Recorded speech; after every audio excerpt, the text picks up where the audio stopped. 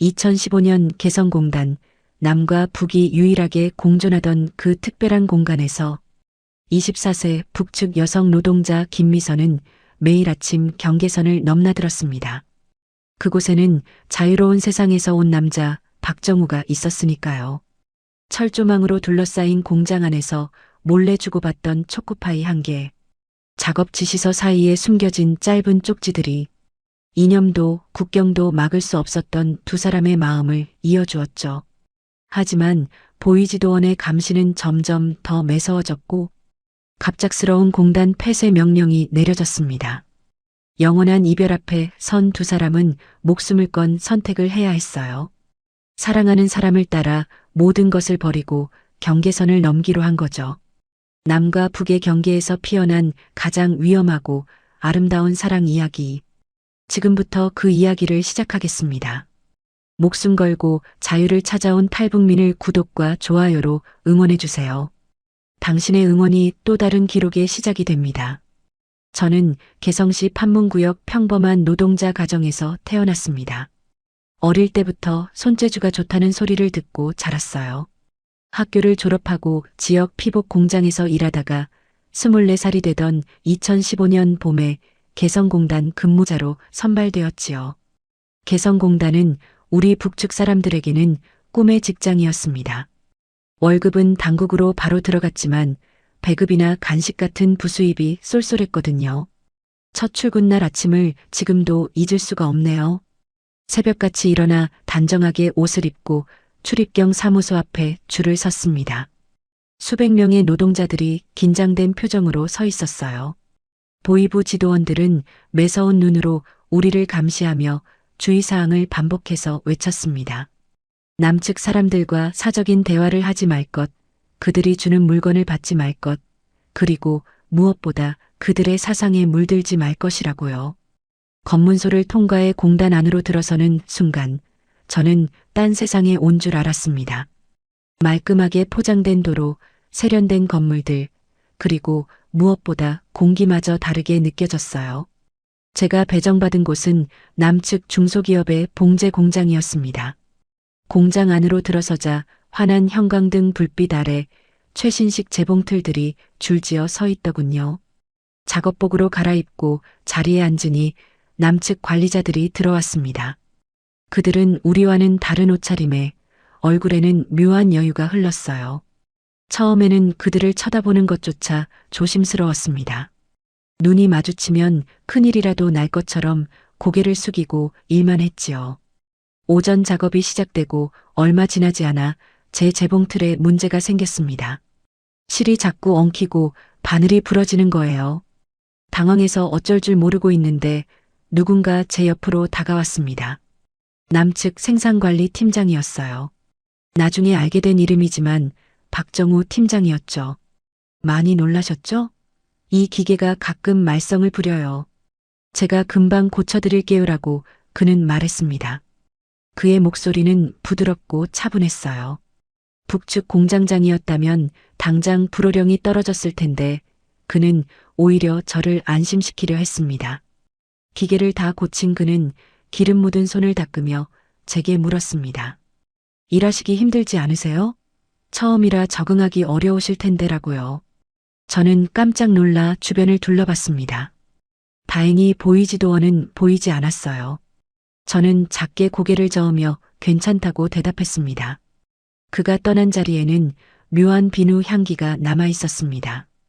그날 하루 종일 제 머릿속에는 그의 웃는 얼굴과 부드러운 목소리가 맴돌았어요. 퇴근길 버스 안에서 저는 차창 밖을 바라보며 생각에 잠겼습니다. 철조망 너머로 보이는 개성 시내의 풍경은 아침과 다를 게 없었지만 제 마음은 이미 많이 달라져 있었어요. 그날 밤 저는 이불 속에서 남몰래 미소 지었습니다. 내일도 그 사람을 볼 수 있을까, 혹시 또 말을 걸어줄까 하는 기대감이었어요. 하지만 동시에 두려움도 밀려왔습니다. 이런 마음을 품는 것 자체가 얼마나 위험한 일인지 너무나 잘 알고 있었으니까요. 그래도 멈출 수가 없었습니다. 이미 시작된 설렘은 제 의지와 상관없이 자라나고 있었던 거죠. 개성공단에서의 생활은 빠르게 적응되어 갔습니다. 매일 반복되는 작업이었지만 지루하지 않았어요. 오히려 공장에 출근하는 시간이 기다려질 정도였습니다. 물론 그 이유는 단 하나, 박정우 팀장 때문이었지요. 그는 매일 아침 작업 라인을 돌며 우리에게 인사를 건넸어요. 어느 날 오후 작업 물량이 갑자기 늘어나 모두가 정신없이 바쁠 때였습니다. 점심시간도 쪼개서 일해야 할 상황이었어요. 배는 고프고 손가락은 아려오는데 기계 소음마저 더 크게 들려 머리가 지끈거렸습니다. 그때 정우 팀장이 제 작업대 옆을 지나가며 슬쩍 무언가를 놓고 갔어요. 당 떨어지실 텐데 이거 드시고 하세요. 몰래 드셔야 해요라고 그가 윙크를 하며 속삭이고는 사라졌습니다. 작업대 아래를 보니 빨간 포장지에 초코파이 하나가 놓여 있더군요. 저는 깜짝 놀라 주변을 살폈어요. 다행히 아무도 보지 못한 것 같았습니다. 저는 화장실에 가는 척하며 초코파이를 주머니에 넣고 나왔습니다. 화장실 칸막이 안에 숨어서 포장지를 뜯었어요. 한 입 베어 무는 순간 입안 가득 퍼지는 달콤함에 눈물이 핑 돌았습니다. 단순히 맛 때문만은 아니었어요. 그 작은 과자 하나에 담긴 그의 마음이 느껴졌기 때문이었지요. 그날 이후로 초코파이는 우리 둘만의 비밀 암호가 되었습니다. 가끔 작업이 힘들 때나 제가 우울해 보일 때면 어김없이 제 작업대 구석에는 초코파이가 놓여 있었어요. 어떤 날은 믹스커피 스틱이 놓여 있기도 했고 어떤 날은 작은 사탕이 놓여 있기도 했습니다. 한 번은 제가 실수로 바늘에 손가락을 찔려 피가 난 적이 있었습니다. 보이지도원에게 들키면 문책당할까봐 꾹 참고 일하려는데 정우 팀장이 어느새 다가왔어요. 그는 제 손가락을 보더니 안색이 변하며 급히 구급상자를 가져왔습니다. 이런, 깊게 찔렸네요. 소독해야겠어요 라고 그는 말했습니다. 그는 제 손을 잡고 조심스럽게 소독약을 발라주었어요. 따가움보다 그의 손길이 닿은 곳이 화끈거려 견딜 수가 없었습니다. 투박하지만 따뜻한 그의 손, 걱정스런 눈빛으로 저를 바라보는 그 표정. 저는 숨이 멎을 것만 같았어요. 조심하세요. 다치면 제가 마음이 아파서 일 못해요라고 그가 농담처럼 던진 그 말 한마디가 제 가슴에 불을 질렀습니다. 그날 저는 작업 내내 밴드가 붙은 손가락만 쳐다봤어요. 일이 손에 잡히지 않았습니다. 퇴근길에 저는 결심했습니다. 내일은 용기를 내서 그에게 고맙다는 말을 해야겠다고요. 물론 보이지도원의 눈을 피해서 말이죠. 그 작은 결심 하나가 제 평범했던 일상을 송두리째 흔들어 놓게 될 줄은 그때는 미처 몰랐습니다. 그저 가슴 벅찬 설렘만이 저를 감싸고 있었을 뿐이었으니까요. 기회는 생각보다 빨리 찾아왔습니다. 며칠 뒤 야근이 잡혀 늦게까지 공장에 남게 되었거든요. 대부분의 동료들은 퇴근하고 저를 포함한 몇 명만 잔업을 하고 있었습니다. 공장은 평소보다 조용했고 보이지도원도 피곤했는지 사무실에 들어가 나오지 않더군요. 정우 팀장은 여전히 바쁘게 움직이며 자재를 정리하고 있었습니다. 저는 기회를 엿보다가 물을 마시러 가는 척하며 정수기 쪽으로 갔어요. 그곳은 CCTV 사각지대였거든요. 제가 물을 마시고 있을 때 그가 다가왔습니다. 오늘 많이 늦네요. 피곤하죠? 라고 그가 먼저 말을 걸어왔습니다. 저는 심장이 터질 것 같았지만 애써 태어난 척 대답했어요. 이렇습니다. 팀장님도 고생 많으십니다라고요. 에이, 저는 괜찮아요. 미선 씨가 더 고생이죠라고 그가 제 이름을 불렀습니다. 미선 씨. 북측에서는 들어본 적 없는 호칭이었어요. 동무나 노동자가 아니라 미선 씨라니. 그 부드러운 어감이 귓가에 맴돌았습니다. 저기, 지난번엔 고마웠습니다. 손가락 다쳤을 때요라고 제가 용기를 내어 말하자 그가 환하게 웃었습니다. 별 말씀을요. 다 나았어요? 라고 물었어요. 네, 덕분에요라고 저는 대답했습니다. 우리는 잠시 서로를 바라봤습니다. 아무 말도 하지 않았지만 수많은 말들이 오가는 것 같았어요. 그의 눈빛은 깊고 따뜻했습니다. 고향이 어디예요? 개성 시내인가요? 라고 그가 조심스럽게 물었어요. 네, 선주교 근처입니다라고 저는 대답했습니다. 아, 선주교요? 역사책에서만 봤는데. 실제로 보면 어떤가요? 라고 그가 물었어요. 그냥 오래된 다리입니다. 봄에는 꽃이 많이 펴서 예뻐요라고 저는 말했습니다. 그렇군요. 언젠가 한번 가보고 싶네요. 미선 씨랑 같이 걸으면 더 좋을 것 같고라는 그의 말에 얼굴이 확 달아올랐습니다. 농담인지 진담인지 알 수 없었지만 그 상상만으로도 가슴이 벅차올랐어요. 그때 사무실 문이 열리는 소리가 들렸습니다. 보이지도 않이 나오는 것 같았어요. 우리는 화들짝 놀라 떨어졌습니다. 정우 팀장은 재빨리 자재 창고 쪽으로 갔고 저는 작업대로 돌아왔어요. 심장이 미친 듯이 뛰었습니다.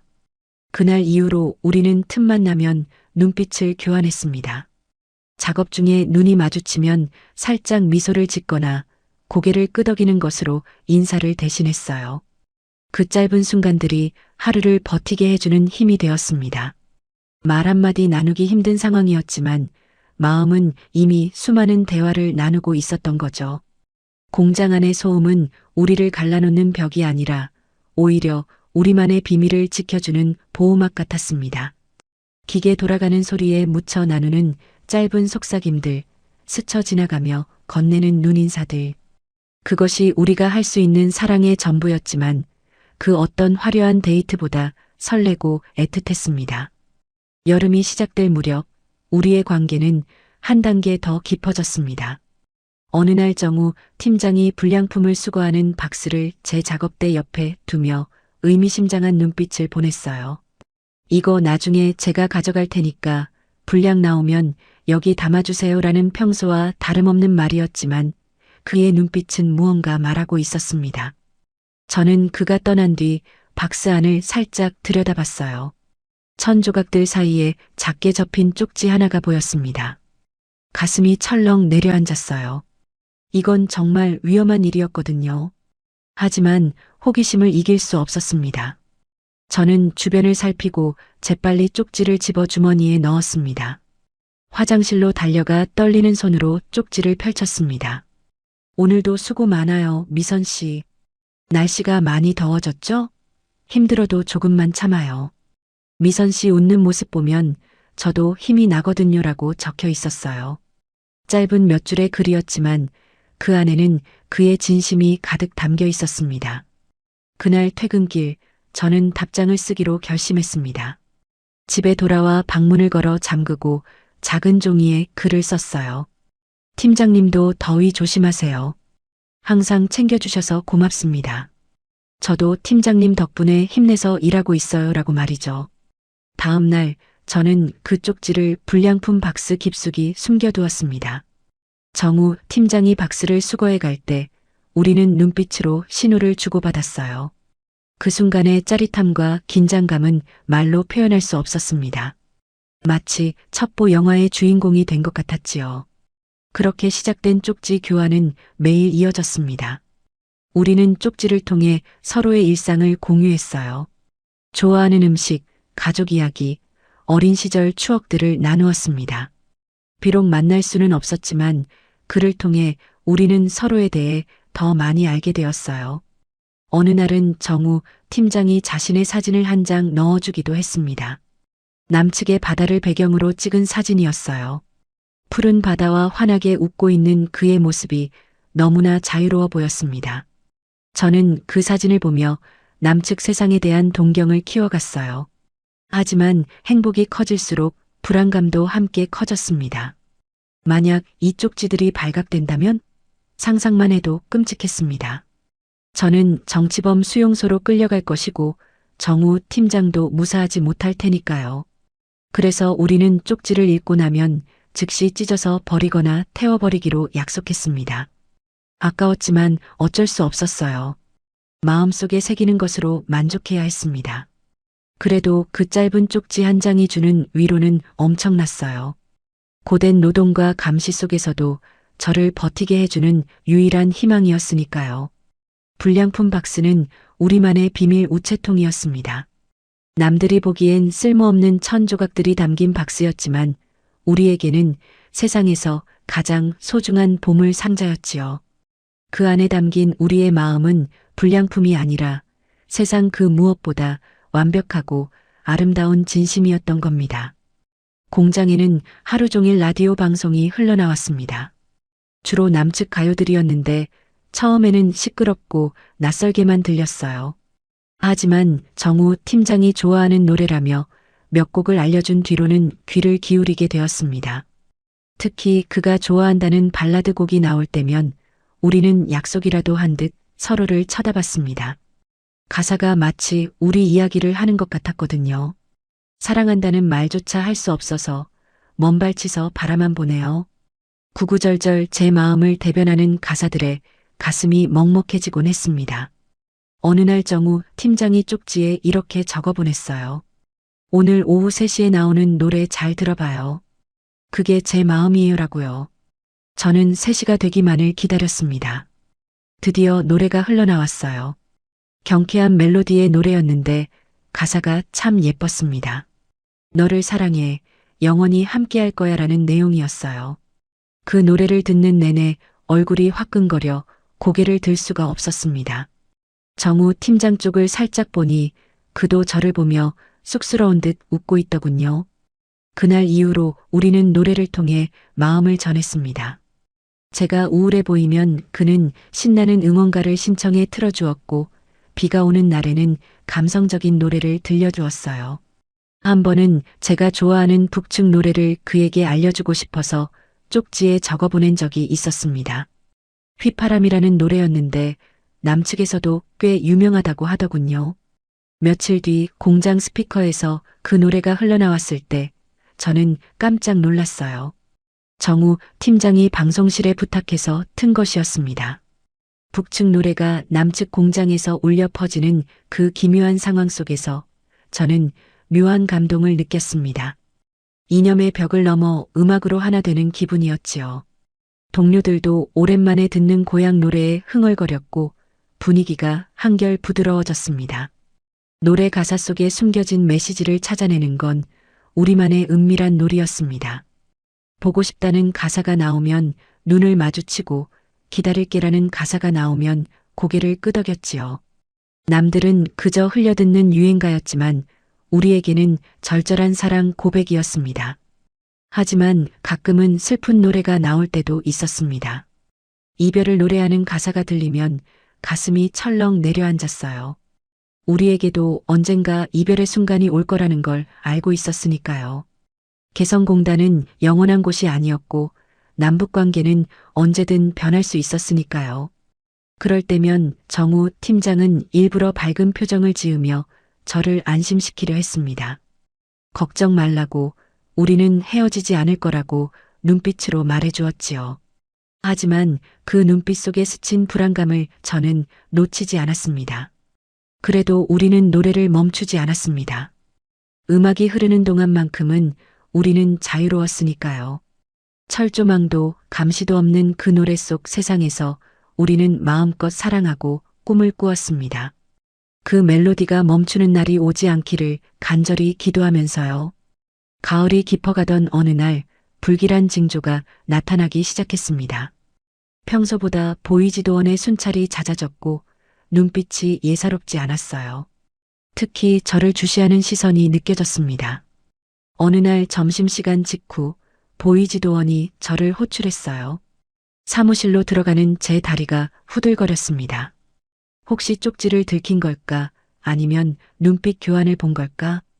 온갖 나쁜 상상이 머릿속을 채웠어요. 사무실에는 지도원 혼자 앉아 있었습니다. 그는 저를 아래 위로 훑어보더니 차가운 목소리로 물었어요. 김미선 동무, 요즘 일이 재미있나 보지? 얼굴이 아주 폈어라고 했습니다. 아닙니다. 그냥 열심히 하려고 노력 중입니다라고 저는 최대한 담담하게 대답하려 애썼어요. 하지만 목소리가 떨리는 건 어쩔 수 없었습니다. 내 눈은 못 속여. 요즘 남조선 관리자 놈이랑 자꾸 눈이 마주치던데 무슨 사이야? 라고 그가 물었습니다. 심장이 덜컥 내려앉았어요. 역시 보고 있었던 거였습니다. 저는 필사적으로 부인했어요. 절대 아닙니다. 업무상 필요한 지시를 받을 때만 봅니다. 사적인 대화는 일절하지 않았습니다라고요. 그래. 그럼 그놈이 자꾸 내 주변을 얼쩡거리는 건 뭐지? 초코파이 껍질도 내 자리 근처에서 발견됐다는 보고가 있어라고 지도원이 말했습니다. 아차 싶었어요. 초코파이 껍질을 제대로 처리하지 못한 모양이었습니다. 등에서 식은땀이 흘러내렸어요. 지도원은 책상을 쾅 치며 소리쳤습니다. 거짓말 마. 남조선 놈들에게 마음 주면 어떻게 되는지 알지? 너 하나 죽는 걸로 안 끝나. 내 가족들까지 몽땅 수용소로 가는 거야. 정신 똑바로 차려. 라고요. 그의 고함 소리에 귀가 멍해졌습니다. 가족 이야기까지 나오자 공포가 극에 달했어요. 저는 무릎을 꿇고 빌었습니다. 다시는 오해받을 행동을 하지 않겠다고, 충성스럽게 일하겠다고요. 한바탕 훈계를 듣고 사무실을 나왔을 때 저는 거의 탈진 상태였습니다. 밖에서 기다리던 정우 팀장이 걱정스런 표정으로 다가오려 했지만 저는 고개를 저으며 피했습니다. 지금 그와 마주치면 정말 끝장이라는 걸 알았으니까요. 그날 이후로 저는 정우 팀장을 철저히 외면했습니다. 그가 다가오면 자리를 피했고 눈이 마주치면 고개를 돌렸어요. 쪽지도 받지 않았습니다. 그가 당황하고 상처받은 표정을 짓는 걸 볼 때마다 가슴이 찢어지는 것 같았지만 어쩔 수 없었어요. 그를 위해서, 그리고 제 가족을 위해서였습니다. 정우 팀장도 분위기를 감지했는지 더 이상 무리하게 접근하지 않았어요. 밤마다 이불 속에서 울었습니다. 사랑하는 사람을 눈앞에 두고도 모른 척해야 하는 현실이 너무나 잔인하게 느껴졌어요. 우리가 무슨 큰 죄를 지었나요? 그저 서로 좋아한 것뿐인데 왜 이렇게 숨죽여야 하는 걸까요? 보이지도원의 감시는 날로 심해졌습니다. 제 일거수일투족을 감시하는 것 같았어요. 동료들 사이에도 제가 찍혔다는 소문이 돌면서 다들 저를 멀리했습니다. 저는 공장 안에서 철저히 고립되었어요. 그 고독과 공포 속에서 유일한 위안은 정우 팀장의 존재 자체였습니다. 그렇게 서먹한 관계가 한 달 넘게 이어지던 어느 날 늦가을 폭우가 쏟아졌습니다. 천둥 번개가 치더니 공장 전기가 나가버렸어요. 기계들이 멈추고 공장 안은 어둠에 잠겼습니다. 작업이 중단되자 다들 웅성거렸고 보이지도원들은 발전기를 점검하러 뛰어다녔어요. 저는 자재 창고에 실을 가지러 갔다가 정전에 갇히고 말았습니다. 창고 문이 바람에 닫히면서 캄캄한 어둠 속에 혼자 남게 되었어요. 무서워서 문을 두드리려는데 안쪽에서 인기척이 느껴졌습니다. 누구세요? 라고 떨리는 목소리로 물었어요. 미선 씨? 저예요. 정우라는 익숙한 목소리가 들려왔습니다. 심장이 멎는 줄 알았어요. 그동안 그렇게 피했던 그와 단둘이, 그것도 어둠 속에 갇히게 되다니요. 정우 팀장이 손전등을 켜자 그의 얼굴이 보였습니다. 그는 저를 보자마자 달려와 와락 끌어안았어요. 미선 씨, 괜찮아요? 그동안 얼마나 걱정했는지 알아요? 라고 그가 말했습니다. 그의 품에 안기는 순간 그동안 참아왔던 눈물이 터져나왔어요. 밀어내야 한다는 이성은 마비되었고 그저 그 따뜻한 온기에 기대고 싶었습니다. 보고 싶었습니다. 정말 보고 싶었어요 라고 제가 울먹이며 말하자 그가 제 얼굴을 감싸쥐고 눈물을 닦아주었습니다. 미안해요. 내가 너무 조심성이 없었어요. 나 때문에 힘들었죠? 라고 그가 물었어요. 아니에요. 제가 겁쟁이라서 그래요. 팀장님 잘못 아니에요 라고 저는 대답했습니다. 우리는 어둠 속에서 서로의 이름을 부르며 그동안 못다한 말들을 쏟아냈습니다. 보이지도원의 협박, 가족에 대한 걱정, 그리고 서로에 대한 그리움까지 빗소리가 우리의 목소리를 덮어주어 다행이었어요. 미선 씨, 나 믿죠? 내가 지켜줄게요. 무슨 일이 있어도라고 정우 팀장의 눈빛은 결연했습니다. 그 눈빛을 보자 불안했던 마음이 조금은 진정되는 것 같았어요. 네, 믿어요. 팀장님만 믿을게요라고 저는 대답했습니다. 그 순간 우리는 서로의 입술을 찾았습니다. 처음이자 마지막이 될지도 모르는 키스였어요. 떨리고 서툴렀지만 그 어떤 말보다 강렬하게 마음을 전했습니다. 이념도 국경도 감시도 사라진 그 순간 우리는 그저 사랑하는 남자와 여자일 뿐이었어요. 하지만 그 달콤한 시간은 오래가지 못했습니다. 밖에서 웅성거리는 소리가 들려왔어요. 전기가 다시 들어오려는 모양이었습니다. 우리는 급히 떨어졌어요. 먼저 나가요. 내가 나중에 나갈게요라고 정우 팀장이 제 손을 꼭 잡았다가 놓았습니다. 저는 아쉬움을 뒤로하고 창고 문을 열고 나갔어요. 다행히 복도에는 아무도 없었습니다. 작업대로 돌아와 앉으니 전기가 들어왔어요. 환한 형광등 불빛이 다시 켜졌지만 제 마음속에는 방금 전 창고 안의 어둠이 더 따뜻하게 남아 있었습니다. 그날의 사건은 우리에게 새로운 용기를 주었습니다. 어떤 시련이 와도 헤어지지 않겠다는 믿음이 생겼거든요. 비록 겉으로는 여전히 서먹하게 지내야 했지만 마음만은 그 어느 때보다 단단하게 연결되어 있었습니다. 2016년 새해가 밝았지만 분위기는 심상치 않았습니다. 북측의 핵실험 소식이 들려오고 남북 관계가 급격히 얼어붙기 시작했어요. 공단 내에도 긴장감이 감돌았습니다. 남측 관리자들의 표정이 어두워졌고 자재 반입이 줄어들기 시작했어요. 동료들 사이에서도 수군거림이 들렸습니다. 공단 문 닫는 거 아니냐, 우리 다시 고향으로 돌아가야 하냐는 걱정들이었지요. 저 역시 불안했습니다. 공단이 폐쇄되면 정우 팀장과 영영 헤어지게 되는 거니까요. 상상만 해도 숨이 막혔어요. 어느 날 정우 팀장이 저에게 몰래 쪽지를 건넸습니다. 화장실에서 펴본 쪽지에는 충격적인 내용이 적혀 있었어요. 미선 씨 상황이 안 좋아요. 곧 공단이 폐쇄될 수도 있어요. 만약 그렇게 되면 우리 함께 갈래요? 남쪽으로라고 말이죠. 심장이 쿵 하고 내려앉았습니다. 탈북. 그것은 상상조차 해본 적 없는 일이었어요. 가족을 버리고 고향을 떠난다는 건 죽음보다 더 큰 결단이 필요한 일이었습니다. 하지만 정우 팀장과 헤어지는 것 또한 죽음만큼이나 두려웠어요. 그날 밤 저는 한숨도 자지 못했습니다. 부모님 얼굴과 정우 팀장의 얼굴이 번갈아 떠올랐어요. 효도 한번 제대로 못해드린 부모님을 두고 떠날 수 있을까?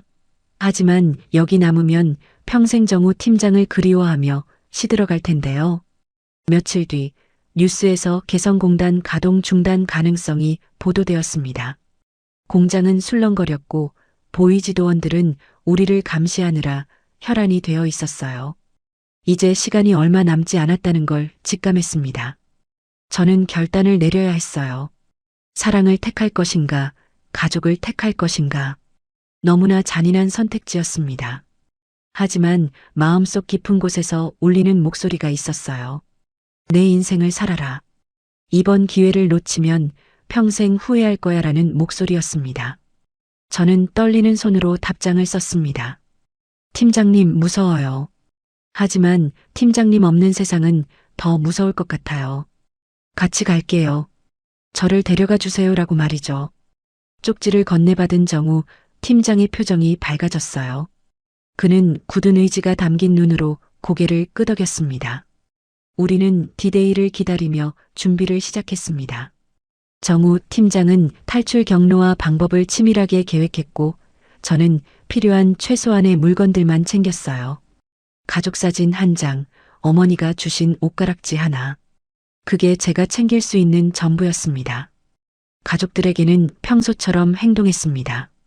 아침에 웃으며 인사하고 저녁에는 밥을 먹으며 일상적인 대화를 나눴어요. 속으로는 피눈물을 흘리면서요. 어머니, 아버지, 불효녀를 용서하세요.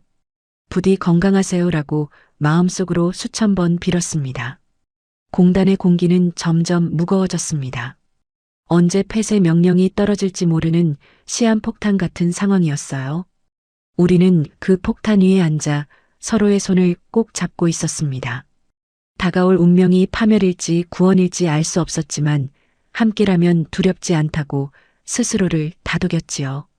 2016년 2월 10일 아침부터 분위기가 심상치 않았습니다. 뉴스에서는 남측 정부가 개성공단 전면 중단을 발표했다는 속보가 흘러나왔어요. 북측 당국은 아직 공식 입장을 내놓지 않았지만 공단 내부는 이미 아수라장이었습니다. 오후가 되자 북측 당국의 추방 명령이 떨어졌습니다. 남측 인원들은 오후 5시까지 전원 철수하라는 명령이었어요. 우리 노동자들도 즉시 작업을 중단하고 퇴근 준비를 하라는 지시가 내려왔습니다. 제 심장은 미친 듯이 뛰기 시작했어요. 드디어 올 것이 왔구나. 오늘이 바로 그날이구나. 저는 떨리는 손으로 작업복을 벗고 평상복으로 갈아입었습니다. 주머니 속에는 가족 사진과 옷가락지, 그리고 정우 팀장이 준 쪽지 한 장이 들어 있었어요. 쪽지에는 오후 4시 자재창고 뒤편 3호 트럭이라고 적혀 있었습니다. 동료들은 짐을 챙기느라 정신이 없었습니다. 다들 불안한 표정으로 수군거렸어요. 저는 화장실에 간다며 슬그머니 무리에서 빠져나왔습니다. 복도에는 보이지도원들이 뛰어다니며 고함을 치고 있었어요. 혼란스러운 상황이 오히려 저에게는 기회였습니다. CCTV 사각지대를 따라 자재 창고 쪽으로 이동했습니다. 평소 눈여겨봐둔 경로였지만 다리가 후들거려 걷기조차 힘들었어요. 만약 지금 들키면 모든 게 끝이었습니다. 탈북 시도자가 아니라 간첩 혐의로 즉결 처형될 수도 있었으니까요. 창고 뒤편에 도착하니 남측 화물 트럭들이 줄지어 서 있었습니다. 철수 물자들을 싣느라 분주한 모습이었어요. 약속한 3호 트럭이 보였습니다. 운전석에는 아무도 없었고 화물칸 문이 살짝 열려 있었어요. 주변을 살피고 재빨리 화물칸으로 뛰어올랐습니다. 안에는 원단 박스들이 가득 쌓여 있었어요. 저는 박스 틈새 비좁은 공간에 몸을 구겨 넣었습니다. 먼지와 기름 냄새가 코를 찔렀지만 참아야 했어요. 잠시 후 누군가 화물칸으로 올라왔습니다. 정우 팀장이었어요. 그는 저를 확인하고는 안도의 한숨을 쉬었습니다. 미선 씨 왔군요. 다행이다. 정말 다행이다라고 그가 말했어요. 그는 제 손을 꽉 잡았다가 놓으며 물 한 병과 두꺼운 담요를 건넸습니다. 이제부터가 진짜예요. 절대 소리 내면 안 돼요. 숨소리조차 들리면 안 됩니다. 알겠죠? 라고 그가 말했습니다. 저는 눈물을 글썽이며 고개를 끄덕였어요. 그는 화물칸 문을 닫고 밖에서 잠갔습니다. 덜컹거리는 소리와 함께 칠흑 같은 어둠이 찾아왔어요. 트럭 밖에서는 고함 소리와 엔진 소리가 뒤섞여 들려왔습니다. 철수 작전이 본격적으로 시작된 모양이었어요. 저는 담요를 뒤집어 쓰고 웅크려 앉았습니다. 공포와 추위가 엄습해왔어요. 어머니, 아버지, 안녕히 계세요라고 마지막으로 가족들에게 작별 인사를 고했습니다. 트럭이 움직이기 시작했습니다.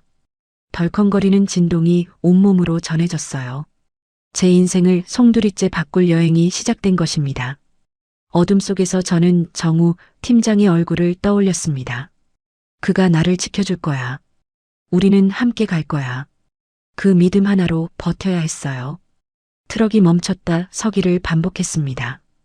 아마도 철수 차량들이 몰려 정체가 심한 모양이었어요. 화물칸 안은 춥고 답답했습니다. 박스 틈새에 끼어 있어 다리를 펼 수도 없었어요. 시간이 얼마나 지났는지 알 수 없었지만 체감상으로는 몇 시간이 지난 것 같았습니다. 갑자기 트럭이 급정거했습니다. 밖에서 웅성거리는 소리가 들렸어요. 북측 경비병들의 목소리였습니다. 이 차 뭐야? 짐 검사해. 라는 고함 소리에 심장이 멎는 줄 알았어요. 드디어 올 것이 왔구나. 저는 입을 틀어막고 숨을 죽였습니다. 원단이랑 자재들입니다. 빨리 나가야 해서 짐을 대충 실었어요 라고 정우 팀장의 목소리가 들렸습니다.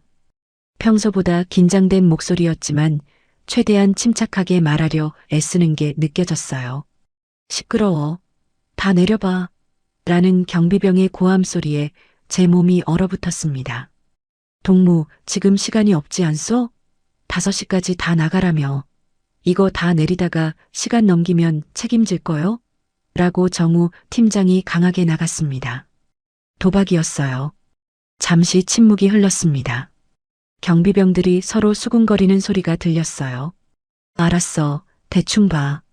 시간 없어라는 다른 경비병의 목소리가 들렸습니다. 천만다행이었어요.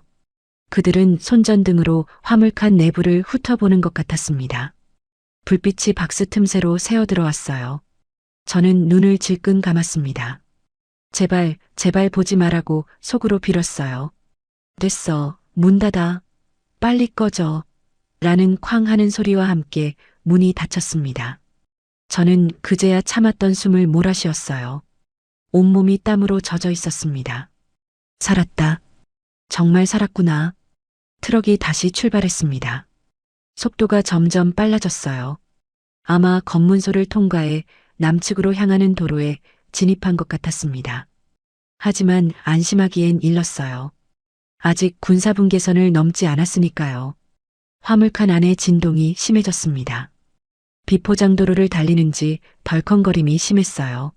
몸이 이리저리 부딪혀 아팠지만 고통보다는 안도감이 더 컸습니다. 이제 다시는 고향 땅을 밟지 못하겠구나라는 생각에 슬픔이 밀려왔지만 동시에 희망도 생겼습니다. 정우 팀장과 함께할 미래, 자유로운 세상에서의 삶, 그 희망이 저를 지탱해 주었어요. 1시간쯤 달렸을까요? 트럭이 다시 속도를 줄였습니다. 또 검문소인가? 긴장감이 다시 고조되었어요. 하지만 이번에는 분위기가 달랐습니다. 밖에서 들려오는 목소리가 부드러웠어요. 수고하셨습니다. 신분증 보여주세요라는 남측 군인의 목소리였습니다. 드디어 넘어온 거예요. 군사분계선을 넘은 겁니다. 저는 소리 없는 비명을 질렀어요. 눈물이 왈칵 쏟아졌습니다. 트럭이 다시 출발해 부드러운 포장도로를 달리기 시작했어요. 진동이 훨씬 덜했습니다. 이제 정말 끝났구나. 나는 살았구나. 긴장이 풀리면서 온몸에 힘이 빠져나갔습니다. 어둠 속에서 저는 담요를 끌어안고 펑펑 울었어요. 기쁨과 슬픔, 안도와 죄책감이 뒤섞인 복잡한 눈물이었습니다. 화물칸의 좁은 공간은 더 이상 감옥이 아니었어요. 저를 새로운 세상으로 데려다주는 요람이었지요.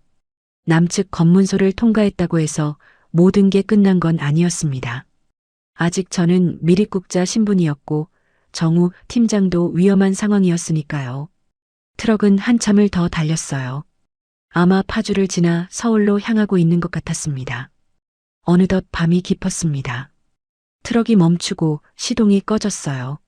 주변이 아주 조용했습니다. 잠시 후 화물칸 문이 열렸어요. 차가운 밤 공기와 함께 정우 팀장의 얼굴이 보였습니다. 미선 씨 나오세요.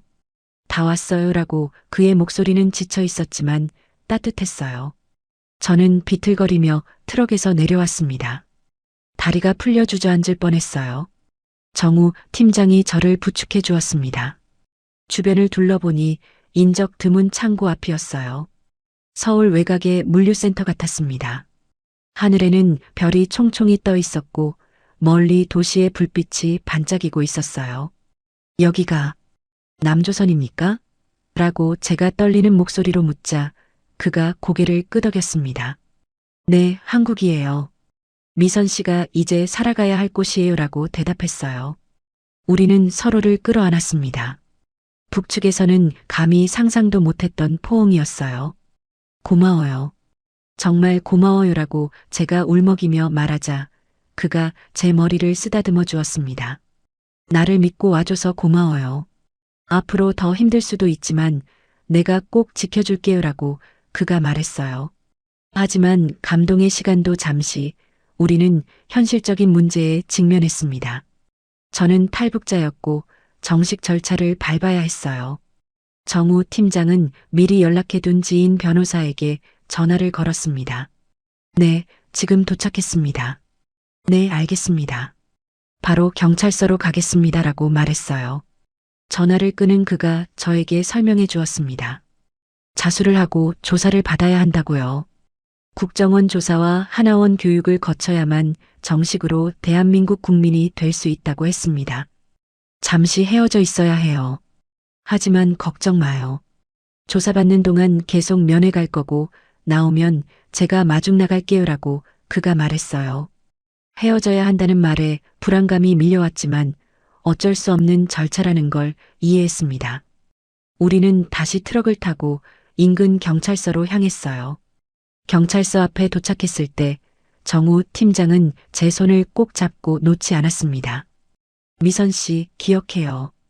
우린 이제 같은 하늘 아래 있어요. 언제든 만날 수 있어요. 그러니까 무서워하지 말고 당당하게 조사받아요라고 그가 말했어요. 저는 고개를 끄덕이며 눈물을 닦았습니다. 그래, 나는 혼자가 아니야. 그가 기다리고 있어. 그 믿음이 저를 강하게 만들었어요. 경찰서 문을 열고 들어가는 순간 저는 뒤를 돌아봤습니다. 정우 팀장이 손을 흔들고 있었어요. 저도 마주 손을 흔들었습니다. 그것은 이별의 인사가 아니라 새로운 만남을 기약하는 약속이었어요. 조사실에 앉아 제 신분을 밝히고 탈북 경위를 설명하는 동안 저는 담담했습니다. 더 이상 숨길 것도 두려울 것도 없었으니까요. 저는 자유를 찾아온 김미선이었고 사랑하는 사람을 따라 국경을 넘은 용감한 여자였습니다. 경찰 조사를 마치고 저는 국정원 합동신문센터로 이송되었습니다. 그곳은 탈북자들을 조사하고 보호하는 시설이었어요. 높은 담장과 철조망이 있어 마치 감옥 같았지만 대우는 북한 수용소와는 비교할 수 없이 좋았습니다. 따뜻한 밥과 깨끗한 옷이 제공되었고 조사관들도 인격적으로 대우해 주었어요. 하지만 조사는 철저했습니다. 제가 진짜 탈북자인지 간첩은 아닌지 탈북 과정은 어땠는지 샅샅이 캐물었어요. 특히 정우 팀장과의 관계에 대해 집중적으로 물었습니다. 저는 솔직하게 모든 것을 이야기했습니다. 개성공단에서의 만남, 쪽지 교환, 그리고 탈출 과정까지 말이죠. 조사관들은 제 이야기를 듣고 놀라워하면서도 감동하는 눈치였어요. 마치 영화 같은 이야기라고 하더군요.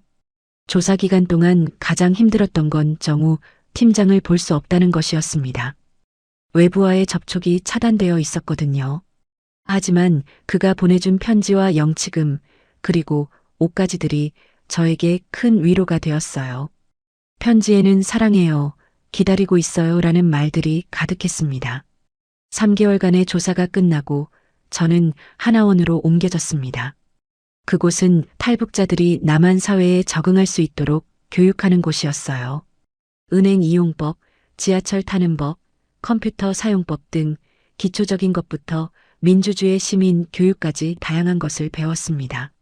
하나원에서는 주말마다 종교 활동이나 견학을 갈 수 있었는데 그때 처음으로 남한 사회를 직접 경험했습니다. 활기 넘치는 거리, 자유로운 사람들의 표정, 풍요로운 물자들, 모든 것이 충격적이고 신기했어요. 북한에서 선전하던 생지옥 남조선은 어디에도 없었습니다. 하지만 동시에 두려움도 커졌습니다. 이렇게 복잡하고 경쟁 치열한 사회에서 과연 내가 살아남을 수 있을까? 정우 팀장에게 짐만 되는 건 아닐까? 자격지심이 들기도 했어요. 그럴 때마다 정우 팀장이 면회를 왔습니다. 미선 씨는 똑똑하고 강한 사람이에요. 충분히 잘할 수 있어요. 제가 옆에서 도와줄게요라고 그는 항상 밝은 표정으로 저를 응원해 주었습니다. 그의 말 한마디 한마디가 저에게는 보약이었어요. 저는 그를 실망시키지 않기 위해 더 열심히 공부하고 배웠습니다. 하나원 수료식이 다가왔습니다. 12주간의 교육을 마치고 드디어 사회로 나가는 날이었어요. 수료식장에는 정우 팀장이 꽃다발을 들고 와 있었습니다. 말끔한 정장 차림의 그가 너무나 멋있어 보였어요. 수료식이 끝나고 정문을 나서는 순간 따스한 햇살이 저를 반겨주었습니다.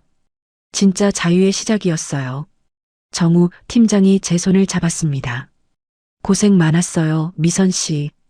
이제 우리 집으로 가요라고 그가 말했어요. 우리 집. 그 말이 얼마나 달콤하게 들리던지요. 저는 눈물을 흘리며 고개를 끄덕였습니다. 우리는 손을 잡고 거리를 걸었어요. 지나가는 사람들이 쳐다봤지만 신경 쓰지 않았습니다. 우리는 세상에서 가장 행복한 커플이었으니까요. 사회에 나온 지 1년이 지났습니다. 저는 정우 팀장의 도움으로 작은 봉제 공장에 취직했어요.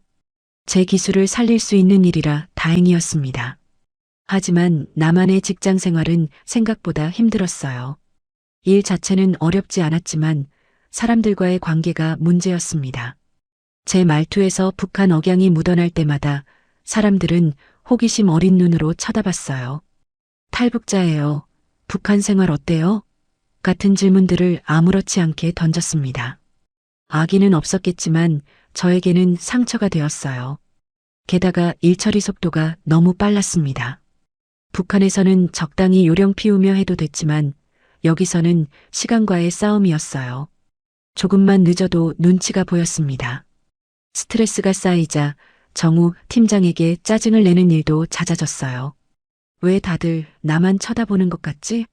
내가 그렇게 이상해? 라고 제가 말하면 아니에요. 미선 씨가 예민해서 그래요. 사람들은 그냥 궁금해서 그런 거예요 라고 정우 팀장은 저를 달래주려 했지만 저는 그 말조차 서운하게 들렸어요. 하지만 가장 큰 문제는 밤마다 찾아오는 죄책감이었습니다. 맛있는 음식을 먹을 때, 예쁜 옷을 살 때, 따뜻한 물로 샤워할 때마다 가족 생각이 났어요. 나는 이렇게 호강하는데 부모님은 춥고 배고프게 지내실 텐데. 죄송해서 목이 메었습니다. 어느 날은 꿈에 어머니가 나타나셨어요. 수척한 얼굴로 저를 원망스럽게 쳐다보시며 미선아, 우리를 버리고 가니 좋더냐? 라고 물으셨습니다. 저는 꿈속에서 잘못했어요, 어머니. 라고 외치며 깨어났어요. 베개가 눈물로 젖어 있었습니다. 옆에서 자던 정우 팀장이 놀라 깨어 저를 안아주었습니다. 미선 씨, 또 악몽 꿨어요? 괜찮아요, 괜찮아. 라고 그가 말했어요. 그의 품에서 저는 어린아이처럼 엉엉 울었습니다. 자유를 얻었지만 마음의 감옥에 갇힌 기분이었어요. 정우 팀장은 저를 위해 심리 상담을 권유했습니다. 처음에는 거부했지만 상태가 심각해지자 결국 상담센터를 찾았어요. 상담 선생님은 제 이야기를 들어주며 위로해 주었습니다. 미선 씨 잘못이 아니에요. 누구나 살고 싶은 본능이 있는 거예요. 죄책감 갖지 마세요라고 말이죠. 상담을 받으며 조금씩 마음의 안정을 찾아갔습니다. 그리고 탈북민 모임에도 나가기 시작했어요. 저와 같은 처지의 사람들을 만나 이야기를 나누니 훨씬 위로가 되었습니다. 그들도 똑같은 아픔을 겪고 있었으니까요. 어느 날 탈북민 선배 언니가 저에게 조언해 주었습니다. 미선아, 우리가 여기서 잘 사는 게 복수하는 거야. 김정은한테 보란 듯이 잘 살아야지. 그리고 돈 많이 벌어서 나중에 가족들 데려오면 되잖아라고 말이죠. 그 말이 제 가슴에 꽂혔습니다. 그래, 울고만 있을 때가 아니야. 돈을 벌자. 그래서 브로커를 통해 가족들을 데려오자. 새로운 목표가 생기자 삶에 의욕이 생겼어요. 저는 더 열심히 일했습니다. 야근도 마다하지 않았고 주말에는 식당 아르바이트까지 했어요. 그리움은 여전히 사무쳤지만 이제는 그 그리움을 동력으로 삼기로 했습니다. 슬픔에 잠식당하는 대신 희망을 향해 달리는 연료로 쓰기로 한 거죠. 한국 생활 2년 차, 저는 어느 정도 안정을 찾았습니다. 하지만 정우 씨와의 관계에서 새로운 시련이 찾아왔어요. 바로 결혼 문제였습니다. 우리는 서로 사랑했고 결혼을 약속했지만 정우 씨의 부모님 반대가 심했어요. 탈북 며느리를 받아들이기 힘드셨던 모양입니다. 처음 인사드리러 간 날 그분들의 차가운 눈빛을 잊을 수가 없어요. 아가씨가 싫은 건 아니지만 살아온 환경이 너무 다르잖아. 우리 정우랑 잘 맞을지 모르겠네라고 어머님의 말씀은 정중했지만 가시가 돋쳐 있었습니다. 아버님은 아예 말씀도 안 하셨고요. 저는 죄인처럼 고개를 숙이고 있어야 했습니다.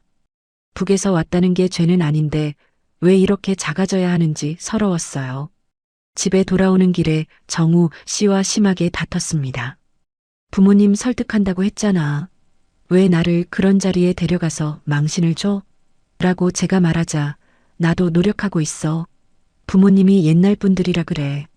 시간 좀 줘라고 정우 씨가 대답했어요. 시간 주면 뭐가 달라져?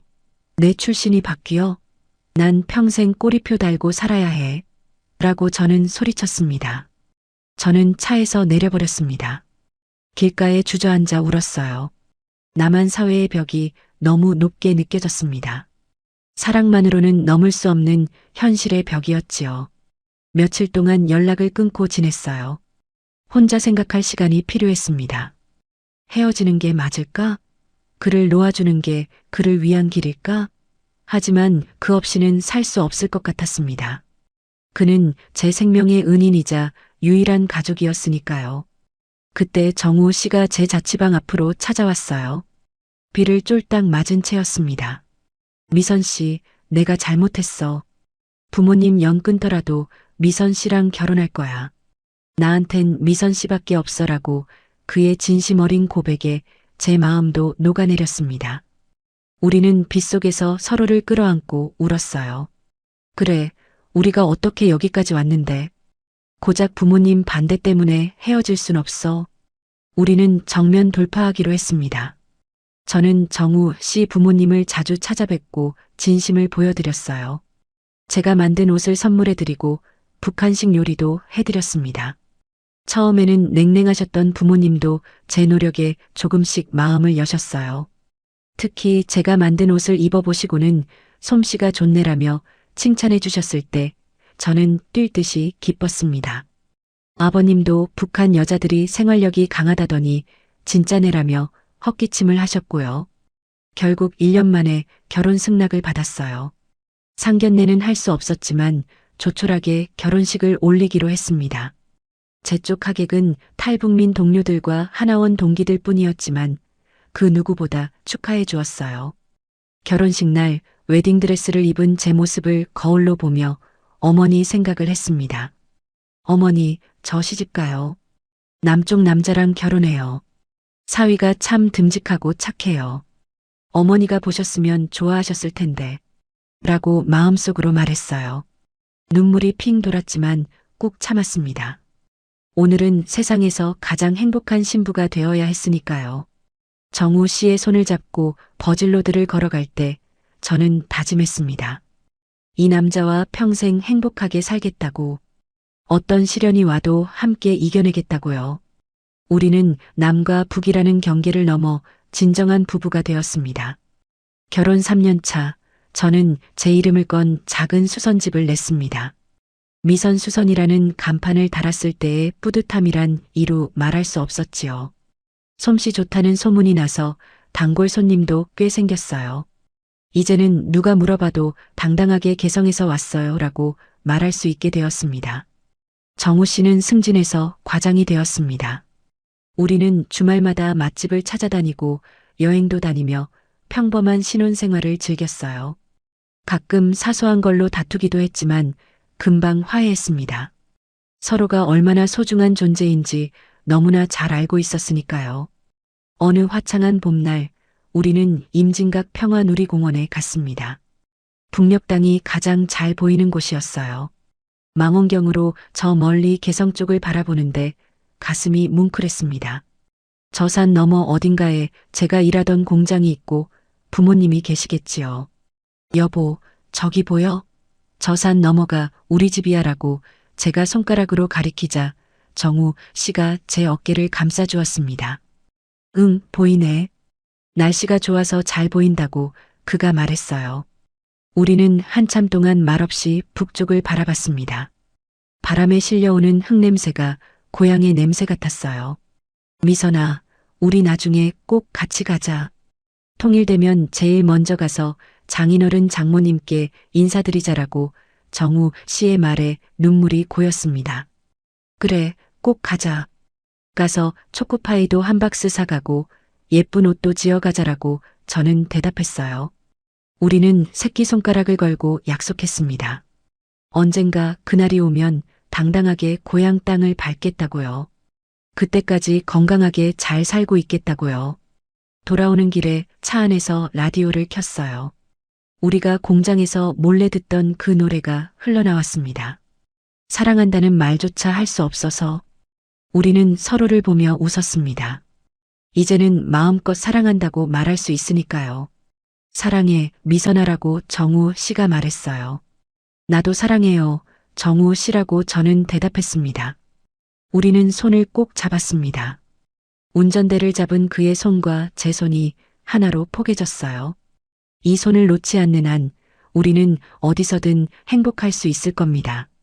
집으로 돌아와 저녁을 먹으며 뉴스를 봤어요. 남북관계가 다시 좋아질 기미가 보인다는 소식이었습니다. 만약 공단 다시 열리면 우리 거기서 다시 일할까? 라고 제가 농담처럼 묻자 정우 씨가 펄쩍 뛰었습니다. 안 돼. 거길 또 어떻게 가?